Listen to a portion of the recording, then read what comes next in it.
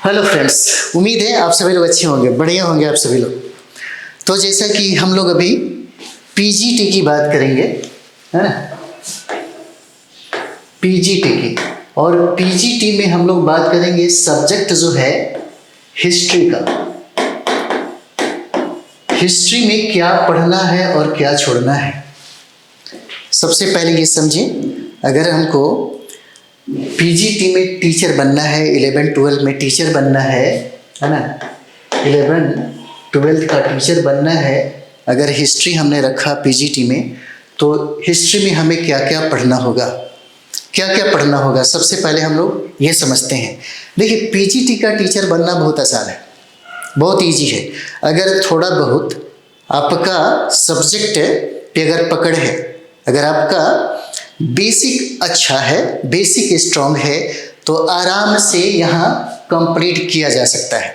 बहुत इजीली तरीके से आप यहाँ पर 65 से 70 के बीच में मार्क्स ला सकते हैं। और जीएस में अगर आपका 30 से 32 नंबर आ जाए तो समझिए कोई आपको, है ना, रोक नहीं सकता टीचर बनने से पीजीटी में।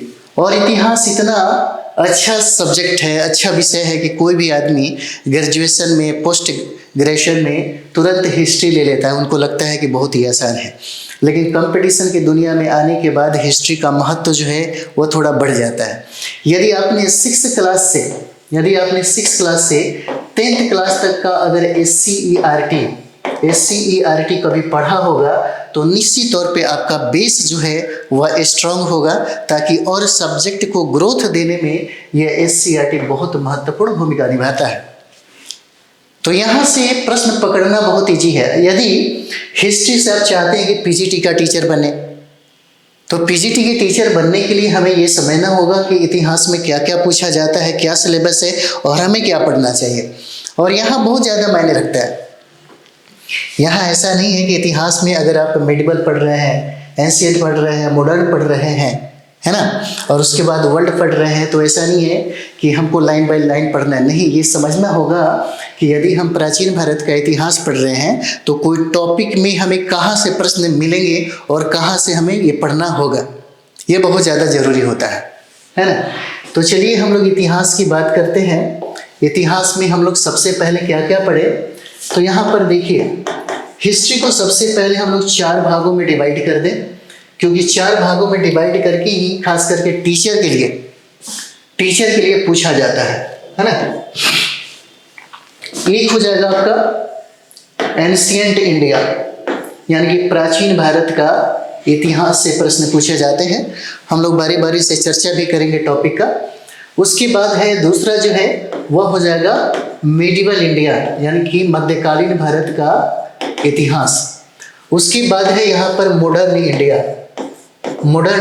इंडिया है आधुनिक भारत का इतिहास। और उसके बाद है हमारा वर्ल्ड हिस्ट्री, यानी कि विश्व का इतिहास। एक्स्ट्रा क्या है कि आप लोगों ने एंशिएंट, मेडिवल, मॉडर्न तो पढ़ा होगा, थोड़ा बहुत कभी पढ़े होंगे, हो सकता है आपका सब्जेक्ट अगर हो पढ़े होंगे एकेडमी में, तब तो कोई दिक्कत नहीं है। यदि एकेडमी में आपने नहीं पढ़ा होगा तो आपको पढ़ना होगा सारा।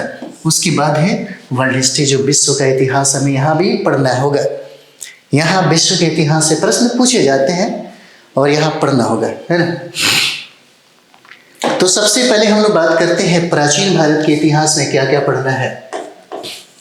प्राचीन भारत के इतिहास में क्या पढ़ना है। प्राचीन भारत के इतिहास में क्या पढ़ना है। सबसे पहले यहाँ पे हम लोग बात करें तो जब आप प्राचीन भारत का इतिहास पढ़ते हैं तो उसमें सबसे महत्वपूर्ण जो आपका टॉपिक है वह हो जाता है हड़प्पा सभ्यता।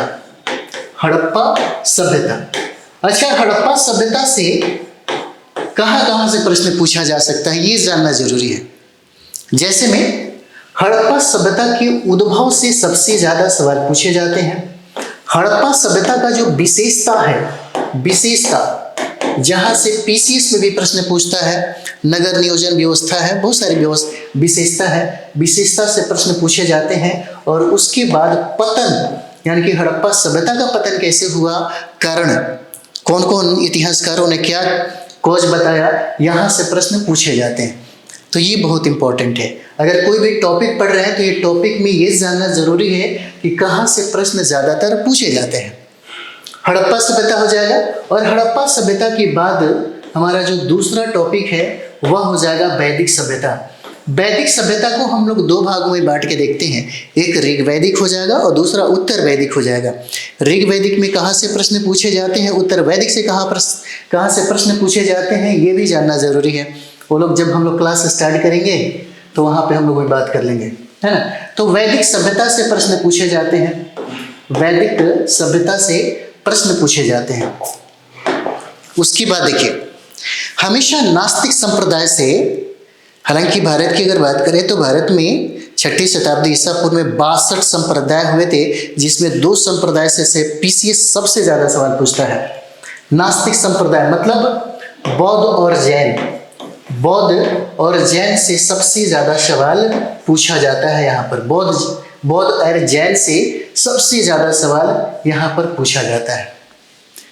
उसकी बात देखिए, और बौद्ध और जैन में ऐसा नहीं है, क्योंकि आप एग्जाम किसका देने जा रहे हैं, आप जीएस नहीं पढ़ रहे हैं, पीआरटी नहीं पढ़ रहे हैं कि आराम से साधारण प्रश्न आपसे पूछे जाएंगे। यहाँ से कॉन्सेप्ट लेवल का प्रश्न पूछा जाता है। इसीलिए थोड़ा सा डिटेल्स में जाकर के आपको पढ़ने की जरूरत है, क्योंकि अभी हम लोग पीजीटी पढ़ रहे हैं 11-12 के लिए, और 11-12 के टीचर बनने के लिए थोड़ा तो मेहनत करना पड़ेगा, थोड़ा तो गहराई में जाके पढ़ना पड़ेगा।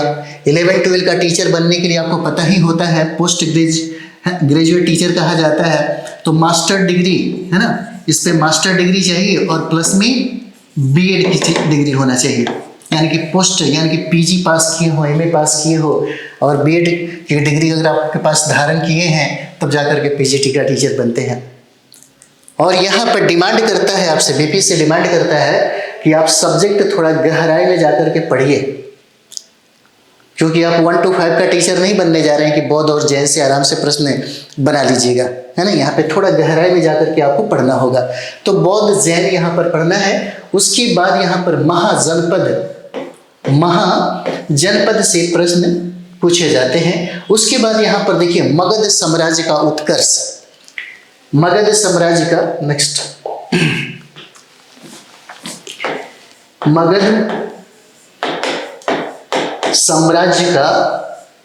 मगध साम्राज्य का उत्कर्ष। देखिए बहुत आसान है यहाँ से टीचर बनना, पीजीटी का टीचर बनना 11-12 में बहुत आसान है। बहुत ऐसा नहीं कि बहुत हार्ड प्रश्न पूछे जाते हैं, बहुत इजी प्रश्न पूछे जाते हैं। बात ये है कि यदि आप पढ़े हैं, यदि आपका बेस अच्छा है तब तो कोई दिक्कत नहीं है। यदि बेस ही आपका खराब है तो स्टैंडर्ड बुक भी पढ़ने में आपको मतलब दिक्कत होगा।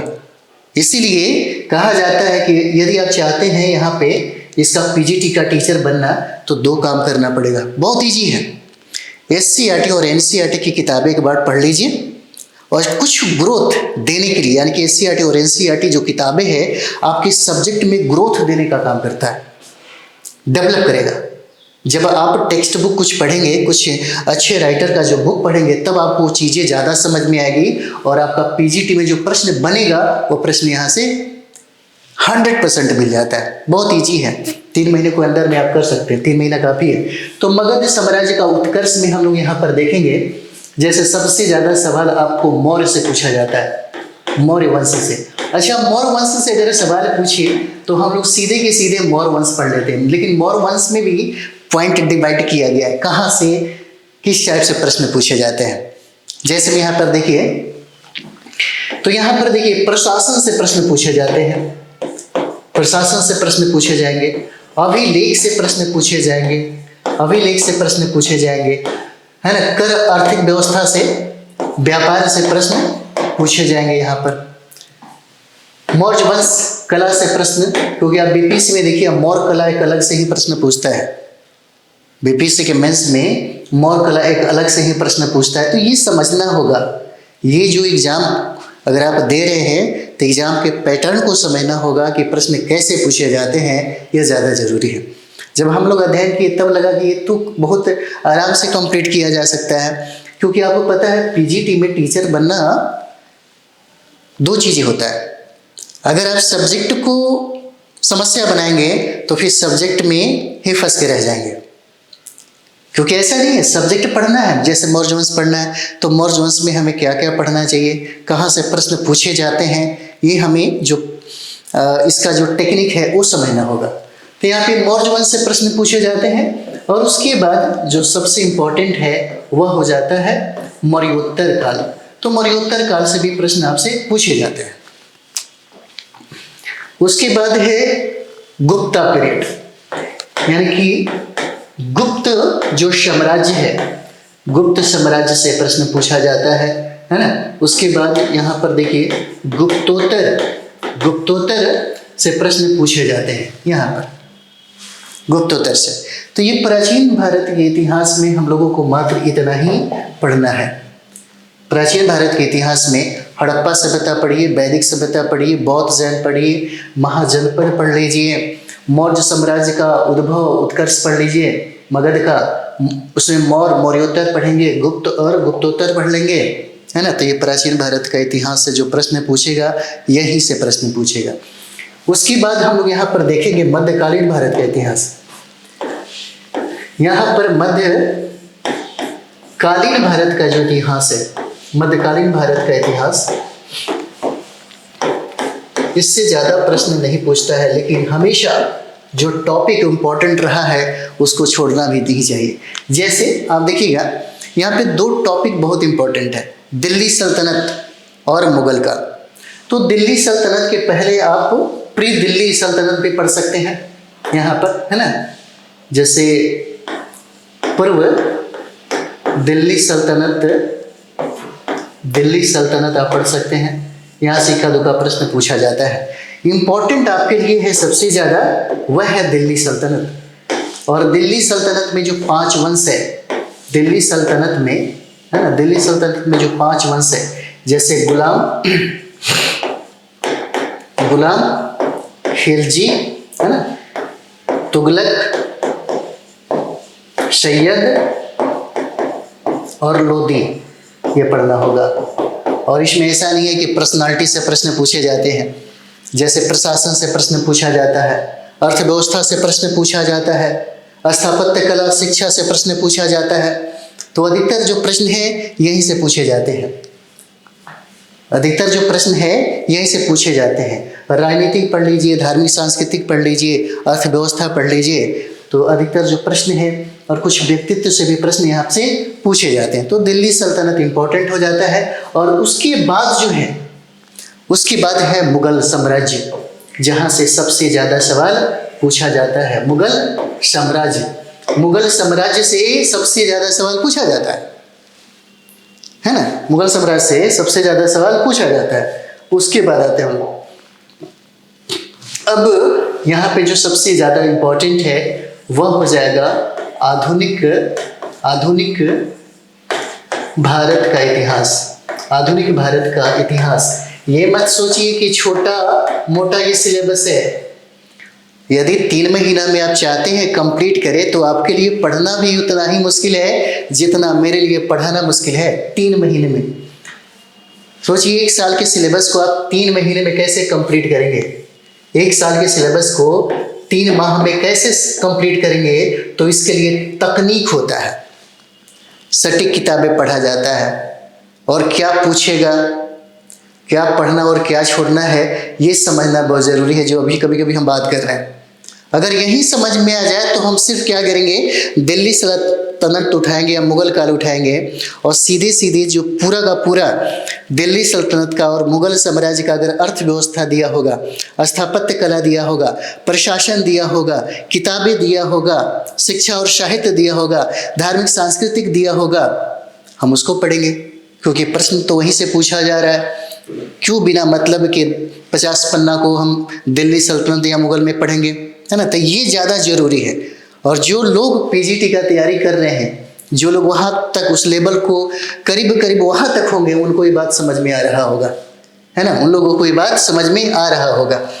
तो आधुनिक भारत का जो इतिहास है, इसीलिए हम बता रहे हैं कि यहाँ का जो सिलेबस है ऐसा नहीं है कि बहुत ईजिली सिलेबस है। सिलेबस का अपना एकदम सिविल सर्विस का टक्कर दे रहे हैं।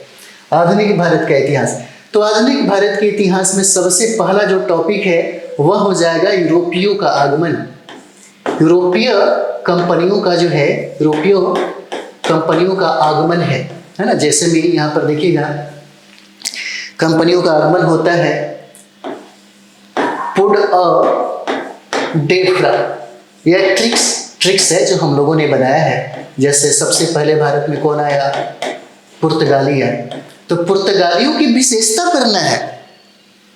पुर्तगाली भारत में जब आए तो भारत में उन्होंने क्या काम किया, कौन सा व्यापार किया, किनके साथ संबंध रहा, उनकी नीतियां क्या थी, यह सबसे ज्यादा सवाल पूछा जाता है।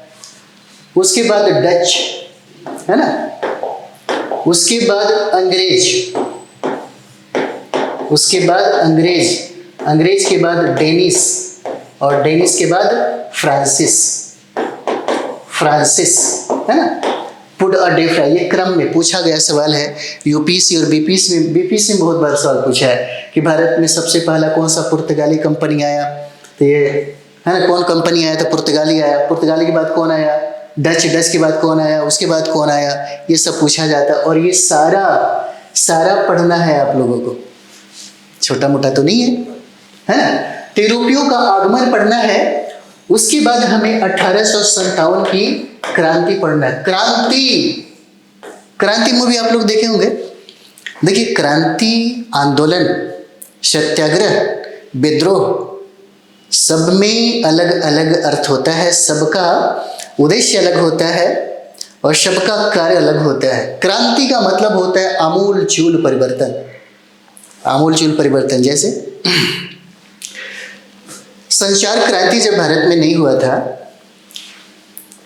तो जब भारत में पहली बार मोबाइल जब आया था, तो मोबाइल का वजन 2 kg था। मोटरोला का वो एक मोबाइल था जो बहुत मोटा मोबाइल हुआ करता था। जब कोई व्यक्ति और बड़े जो पैसे वाले लोग थे, जो बहुत अमीर जो घराने से जो बिलोंग करते थे, उन्हीं लोगों के पास मोबाइल हुआ करता था। तो जब वो लोग कहीं बात करते थे तो समाज के जो लोग थे, अगल बगल के जो लोग थे, है ना, बड़ा मतलब आश्चर्यचकित होकर के देखा करते थे। अब चीजों को समझिए। जैसे ही भारत सरकार ने संचार क्रांति लाया, वो मोबाइल जो है, जो अमीरों के हाथ में ही, गिने चुने लोगों के साथ हाथ में ही रहा करता था, अब किसके पास चला गया? जो गांव में खेती करता है, जो गाय भैंस चराता है, जो जानवरों को चराता है, जो घास काटने गया है, उसके पास भी मोबाइल है। क्या है? आमूल-चूल परिवर्तन। कहां से कहां तक पहुंच गया। इसीलिए इस क्रांति को क्या बोलते हैं? क्रांति ने क्या कर दिया? आमूल-चूल परिवर्तन कर दिया। 1857 की क्रांति, ये समझना होगा हमको। तो 1857 की क्रांति पढ़ना है। उसके बाद गवर्नर जनरल, यहाँ पर देखिए गवर्नर, है ना, गवर्नर जनरल से भी प्रश्न पूछे जाते हैं। उसके बाद जो सबसे ज्यादा इंपॉर्टेंट है हमारे लिए, वह हो जाता है इंडियन नेशनल मूवमेंट। ये हो जाएगा इंडियन नेशनल मूवमेंट। और इंडियन नेशनल मूवमेंट को हम लोगों ने 3 भागों में बांट करके समझा है। तो ये बहुत लेंदी सिलेबस हो जाता है। ये हो जाएगा जिसको हम लोग उदारवादी चरण कहते हैं, उदारवादी चरण। और उदारवादी चरण 1885 से लेकर के 1905 तक के काल को कहा जाता है। उसके बाद दूसरा जो चरण है वह उग्रवादी चरण हो जाएगा, उग्रवादी चरण हो जाएगा। और उग्रवादी चरण जो है 1905 से लेकर के 1919 तक के काल को कहा जाता है। और सबसे इंपॉर्टेंट है आपका गांधी युग या गांधी चरण, जो 1919 से लेकर के 1948 तक माना जाता है, जिसमें हम लोग पढ़ेंगे। जैसे मानते हैं यहाँ पर कांग्रेस, तो कांग्रेस की स्थापना से सबसे ज्यादा सवाल नहीं पूछा जाता, लेकिन कांग्रेस के अधिवेशन से सबसे ज्यादा सवाल पूछा जाता है। और ये जानना जरूरी है कि इस अधिवेशन में क्या विशेषता रहा, क्या विशेषता हुई, किस अधिवेशन में क्या कांड हुआ, क्या प्रस्ताव पारित हुए, उसका परिणाम क्या हुआ, क्या प्रभाव रहा। यहां से अधिवेशन से सबसे ज्यादा सवाल पूछा जाता है। तो थोड़ा बहुत जरूर हम लोग बिहार के संदर्भ में पढ़ेंगे, क्योंकि हम लोग एग्जाम किसका दे रहे हैं? बिहार सरकार का, बिहार का एग्जाम दे रहे हैं। तो इसलिए इतिहास जब भी पढ़ेंगे बिहार के संदर्भ में पढ़ेंगे, और जब बिहार के संदर्भ में पढ़ेंगे तो बीपीएससी यदि बिहार के संदर्भ में चैलेंजिंग प्रश्न अगर बनाता है तो जो विद्यार्थी एससीईआरटी का अध्ययन किया होगा वो निश्चित तौर पे कंप्लीट करेगा। निश्चित तौर पे हम लोग जब पीएचडी कर रहे थे हम लोग, तो इतिहास जैसे अभी नेट हम कंप्लीट किए तो उसके बाद ऐसा लगा कि मतलब कुछ भी नहीं है। लेकिन जब आप रिसर्च में जाते हैं, जब रिसर्च में आपका तो सबसे ज़्यादा समझिए कि समझ एमए में, मतलब जब आप पीजी में फाइट करते हैं तब वहाँ पे समझ बहुत ज़्यादा विकसित हो जाता है इतिहास का। यदि आपका एकेडमी सही है तो, अगर एकेडमी सही नहीं है तो मुश्किल होगा इतिहास में, मुश्किल होगा अगर एकेडमी सही नहीं है तो। क्योंकि एकेडमी हम इसलिए बता रहे हैं कि यहाँ पर बेस बहुत ज़्यादा, यानी कि बेसिक जो चीज़ें हैं, बेसिक चीज़ें जानकारी नहीं होगा तो फिर इतिहास का जो फंडामेंटल है वो चीज़ें नहीं समझ पाएंगे। इसलिए सबसे ज़्यादा जरूरी है बेसिक जानना। यदि आपके पास बेसिक की जानकारी नहीं है तो जरूर आप एससीईआरटी पढ़ें, नहीं तो बहुत ज़्यादा मुश्किल हो जाएगा। आप 4.0 में कंप्लीट नहीं कर पाएंगे। 4.0 में आप चाहते हैं कि आपका स्कोर अच्छा हो, अच्छे नंबर से, क्योंकि स्कोर इतना बढ़ा लीजिए, कटअप इतना आ जाए आपका कि आपको टेंशन ना हो कि अरे यार पता नहीं होगा कि नहीं होगा, फिर 5.0 के लिए वेट करना पड़ेगा। उतना इंतजार करने के लिए आपके पास तो समय भी होना चाहिए, समय नहीं है। तो यहाँ पर देखिए कांग्रेस से 1905 का बंगाल का विभाजन से भी प्रश्न पूछे जा सकते हैं। जालियांवाला बाग हत्याकांड, चंपारण सत्याग्रह, असहयोग आंदोलन, गांधी अरविंद समझौता, भारत छोड़ो आंदोलन, है ना, सविनय अवज्ञा आंदोलन, एक कैबिनेट मिशन, ये सारे चीज से प्रश्न यहाँ से पूछे जाएंगे और बनते ही बनते हैं। तो इंडियन नेशनल मूवमेंट से यहाँ जो प्रश्न है, क्योंकि ये सबसे ज्यादा वीवीआई है और बहुत ही वीवीआई है, इसीलिए 3 माह में आप चीजों को समझिए। इसमें एक चीज और भी जोड़ सकते हैं, जैसे धार्मिक सामाजिक सुधार आंदोलन जो है, यहाँ से भी प्रश्न पूछा जाता है ना, यहाँ से भी। चलिए ये भी देख लिया जाए। सामाजिक धार्मिक, है ना, सामाजिक धार्मिक सुधार आंदोलन से प्रश्न जो है पूछा जाता है। तो ये भी इंपॉर्टेंट है ना।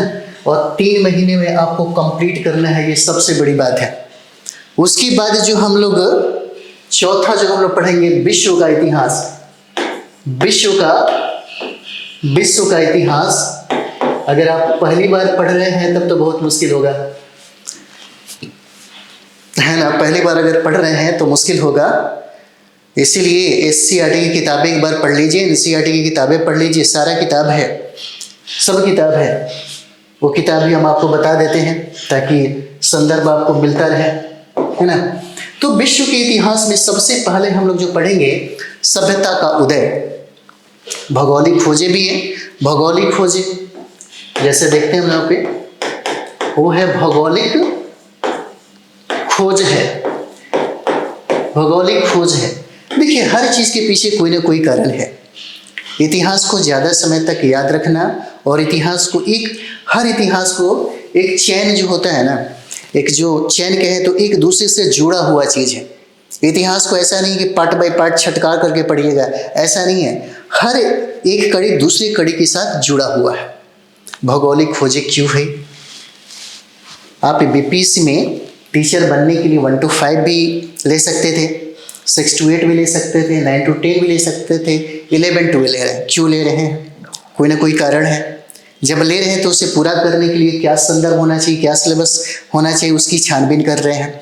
उसी तरीके से भौगोलिक खोजें क्यों हुआ, कारण क्या था, और इस भौगोलिक खोज का परिणाम क्या हुआ, और इस भौगोलिक खोज का प्रभाव क्या पड़ा। चीजों को समझिए, प्रश्न ऐसे बनाए जाते हैं।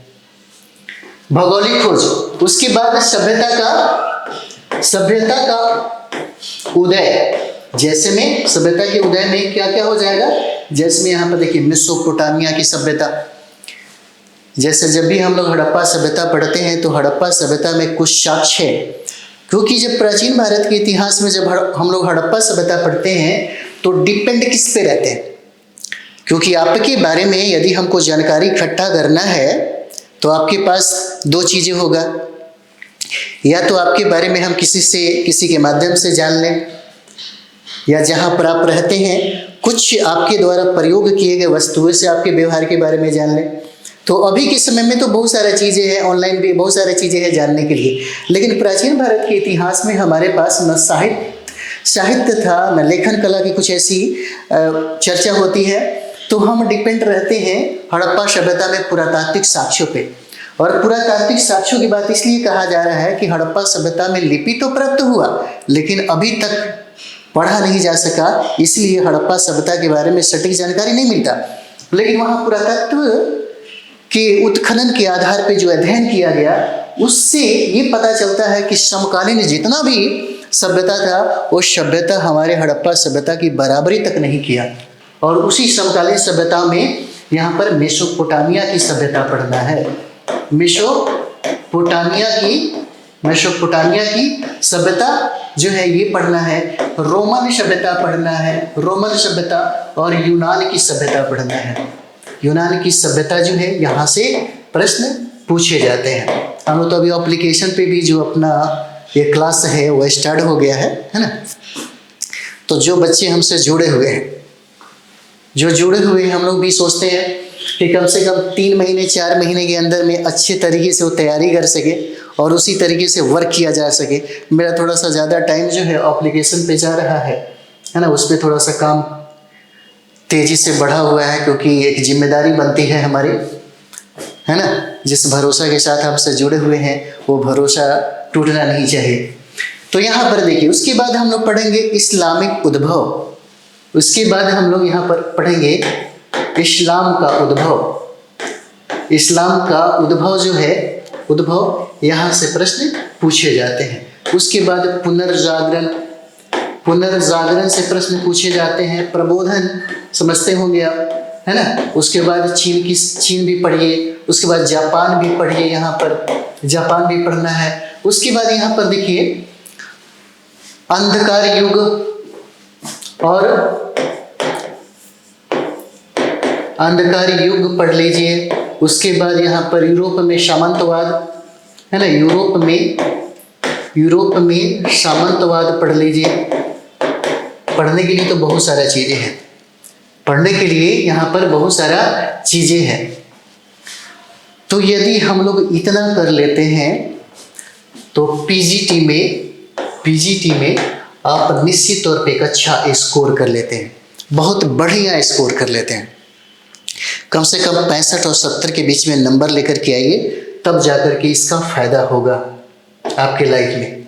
और जीएस में कम से कम 32 और 36 के बीच में अगर स्कोर लाते हैं, तब जाकर के आप निश्चिंत रहिएगा। इस कटअप कितना भी हो जाए, स्कोर कितना भी दे दे, लेकिन आप निश्चित तौर पे फाइट करिएगा।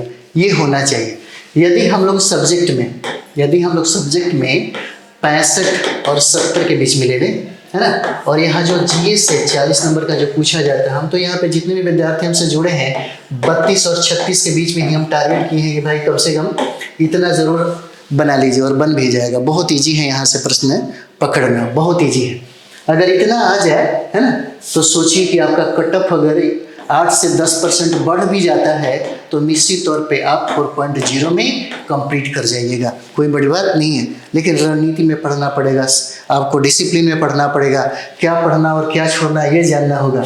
सबसे ज़्यादा इम्पोर्टेंट क्या है, क्या पढ़े, और दूसरा क्या छोड़े, ये समझिए। इसलिए हम बोल रहे हैं कि 3 महीने का टाइम है, 4 महीने का टाइम है, और आप 1-1.5 साल के सिलेबस को कंप्लीट करने जा रहे हैं। 3 महीने के अंदर में कैसे होगा, तो ये समझना होगा क्या पढ़े और क्या छोड़े। संदर्भ की हम लोग बात कर लेते हैं, कौन सी किताबें हम लोग को पढ़ना चाहिए। तो यहाँ पे देखिए, एक बार आप लोग SCERT की किताबें पढ़ लीजिए, ज़्यादा टाइम निकलेगा। 6th क्लास से लेकर के 10th क्लास तक जो इतिहास का जो पार्ट है, हिस्ट्री का पार्ट है, इसको खत्म करिए। उसके बाद हम लोग NCERT में देखिएगा 11 और 12 का बुक आता है, जिसमें 3 पार्ट होगा। एक है एंशिएंट इंडिया, दूसरा है मेडिवल इंडिया, है ना, मेडिवल इंडिया, और तीसरा आपका है मॉडर्न इंडिया। और एक और बुक ले लीजिए, वर्ल्ड हिस्ट्री के लिए एनसीईआरटी का ही है, एनसीईआरटी का ही है वर्ल्ड हिस्ट्री, है ना, वर्ल्ड हिस्ट्री है। तो इसको ले लीजिए, बस इतना कर लीजिए। और इतना करने के बाद लास्ट में, इतना करने के बाद आप लास्ट में एक आएगा आपको घटना चक्र का। प्रचार नहीं कर रहे हैं भाई, एक बार आप लोग बोले थे कि प्रचार नहीं कर रहे हैं, आपके लिए संदर्भ बता रहे हैं, है ना। हमसे जुड़े हैं, ऐसे ही नहीं जुड़े हैं, बड़ा विश्वास के साथ जुड़े होंगे और हम लोग भी चाहते हैं कि रिजल्ट हो आपका, यही मेरा मकसद है। घटना चक्र का पूर्वावलोकन करके आता है, पूर्वावलोकन, और ये स्पेशली आपका इतिहास का ही आएगा, इतिहास का आएगा। एक बार प्रैक्टिस सेट करके आप इसको बना लीजिए, इससे फायदा होगा, लेकिन संपूर्ण फायदा नहीं होगा। संपूर्ण फायदे के लिए आपको बेसिक पढ़ना होगा, क्योंकि वहाँ पे बेसिक थ्योरी जो प्रश्न पूछे जाते हैं वह बुक पढ़ने से ही बनेगा, प्रैक्टिस सेट ज़्यादा करने से नहीं बनेगा। देखिए, अगर कंप्लीट आप चाहते हैं, क्योंकि आपके सीनियर भैया लोग भी होंगे, गार्जियन भी होंगे, माता पिता भी होंगे, आपके घर में फाइट करने वाले भी लोग होंगे, ये जरूर बताएंगे। सबसे पहले क्या करना चाहिए, तो सिलेबस जो है वह सिलेबस को कंप्लीट करिए। पहला फंडा कंप्लीट करिए। पहला फंडा है कि कंप्लीट जो है ना, कंप्लीट जो है इसको करिए। किसको? सिलेबस को, जो इतिहास में जिसका डिमांड किया जाता है उसको कंप्लीट करिए, पहला। उसके बाद जो दूसरा फंडा है, वह दूसरा फंडा है यहाँ पे रिवाइज का, है ना, रिवाइज का, दूसरा रिवाइज का। अगर आपने सिलेबस को कंप्लीट कर लिया और आपने कंप्लीट करने के बाद 1 से 2 बार रिवाइज कर लिया, तो आपका स्कोर 65 से 70 के बीच में आ जाएगा। अंतिम में जो हम लोग काम करते हैं, तब अंतिम में जो रियल विद्यार्थी होते हैं, जिनको लगता है कि हम एक बार में फाइट करें, यही फंडा अपनाते हैं, और ऐसे ही होता ही है, घबराने की जरूरत नहीं होता है। जब आपको लगेगा कि 15-20 दिन हमारे पास अब टाइम बचा है ना, तब हम लोग प्रैक्टिस सेट करते हैं। अभी भी कर सकते हैं, 1 घंटा टाइम निकाल कर कर सकते हैं, कोई बड़ी बात नहीं है। तब होता है कि प्रैक्टिस सेट लगाया जाए, क्योंकि कभी कभी क्या होता है कि कोई प्रश्न बनाते हैं तो कन्फ्यूजन बहुत होता है। प्रैक्टिस सेट से आपका जो कन्फ्यूजन है वो खत्म हो जाएगा, कन्फ्यूजन जो है वह आपका खत्म हो जाता है ना। तो यही सब चीज़ था, इतना ही पढ़ना है, ज़्यादा दिमाग में प्रेशर मत लगाइए, है ना। प्रेशर में पढ़ाई नहीं हो पाता है। कूल होकर के टारगेट चिपकाई अपने दीवार पे सब लिख करके कि आज हमको 2-3 टॉपिक समाप्त कर देना है। टॉपिक में क्या क्या पढ़ना है ना। जो हम पढ़ा रहे हैं, 2 घंटा पढ़ा रहे हैं, तो कम से कम 6 घंटा 5 घंटा बैठ के पढ़िए। फिर देखिए 3 महीना काफ़ी है ना। यदि आप हमसे बात करना चाहते हैं तो इस नंबर पे बात करिए, 84065199 पे मैसेज कर सकते हैं, बात हो सकता है। क्लास के संदर्भ में अगर बात क्लास को लेकर के कुछ पूछना हो तो यहाँ से भी आप हमारे टीम के द्वारा बात हो सकता है। आप हमसे बात करना चाहते हैं, आपको हमसे भी बात हो जाएगा, है ना, हमसे भी बात हो जाएगा। 84065199 पे बात हो जाएगा। क्लास के संदर्भ में हो या किसी सब्जेक्ट के सिलसिले में हो या कोई भी डाउट हो, लगता है कि नहीं बात करना चाहिए, हमारे पास कोई अगर गाइडलाइन देने वाला नहीं है ना, अगर आपके घर में, क्योंकि जरूरी है, 3 चीज़ें होना जरूरी है। सबसे पहले किसी भी कंपटीशन को फाइट करने के लिए 3 चीज़ों का होना जरूरी है आपका, सबसे पहले। दूसरा, एक गाइडलाइन, कोई भी हो सकता है, माता पिता भाई बंधु कोई भी, हम भी हो सकते हैं, इंस्टीट्यूट भी हो सकता है। उसके बाद सट्टी किताबें। बाकी दुनिया में किसी भी चीज़ की जरूरत नहीं है आपको फाइट करने के लिए, तो आप हमसे यहाँ पे बात कर सकते हैं, ठीक है। तो चलिए हम लोग मिलते हैं सब्जेक्ट में। थैंक यू वेरी मच आप सभी लोगों को।